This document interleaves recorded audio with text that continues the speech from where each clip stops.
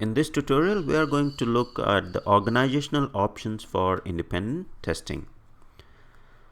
Now, in ISTQB foundation level syllabus, we have seen that independent testing team finds more defects as compared to non-independent tester. So having an independent team in Agile as well is very beneficial for the whole project and the quality of the deliverable. Now let's see what are the options available for independent testing in Agile and see which one is the best fit for Agile development approach. Now option 1 says testers to include testers in Agile team to perform testing. Now this is the first option and pretty easy and okay to go ahead with, but there is a major risk with this approach, because once you assign a tester to the team, to the Agile team, they are working very close to the developers, and objectivity can be compromised because when the testers and developers are too close, they develop and they form an unconscious bias which can compromise the objectivity. So this option is brings with a lot of risk in Agile development approach. The second option is to have a separate independent testing team to provide service during final days of the sprint. That's the second option, which is also not the best fit, because the reason for that is once you have an independent testing team and the testers involved during the last final days of the sprint or iteration, the testers will be not familiar what has went within the sprint, within the first week of sprint or a couple of days of sprint, and the lack of familiarity with feature and time pressure can cause impact to timeline. So they won't be able to meet the timeline if you just throw in a tester in an iteration in the last phases of the development or last phases of the iteration.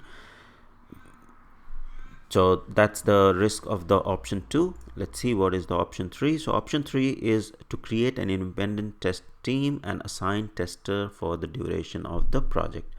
So this approach provides independence along with the longevity to understand and provide testing services without impacting timelines. So this is the approach wherein you have, rather than putting directly someone in the development team and developing and tester developing an unconscious bias and compromising the objectivity as it was in option 2, this approach, you have an independent team of testing and you are assigning the tester for that particular project duration, rather than assigning at the end of each iteration of that particular project, you assign the number of testers required for that Agile project for the whole duration of the project.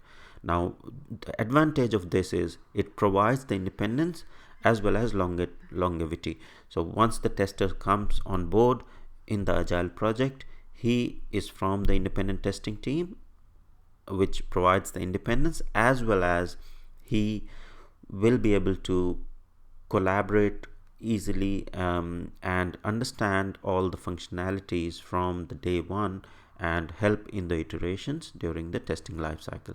So this is the best recommended approach in Agile.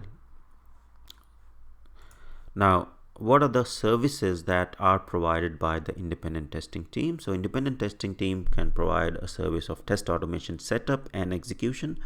They do the functional and non-functional testing. They create and support test environments if required, and independent testing team complete the testing activities which might not fit in sprints. So for example, it's not necessary that each and every iteration or sprint will be able to do all sort of testing that is required within that iteration. So independent testing team can be really helpful here to provide the testing activities or to do the testing activities which might not fit in the sprint. For example, system integration testing or performance testing, which can go beyond the sprints or iteration. So these are some of the services provided by the independent testing team. So to summarize, there are multiple options for independent testing in Agile development approach. Option 1 is to put dedicated tester in Agile development team, which is not recommended because the tester might develop an unconscious bias and might compromise the objectivity. Second approach is to have the testing team involved during the later phases of the iteration, which is very risky, and because the tester won't know what has happened in the initial days, is what was planned and how the things need to be tested. So this brings a lot of pressure at the end, and the timelines might be missed. The third approach is having an independent testing team and putting testers for the dedicated duration of the project.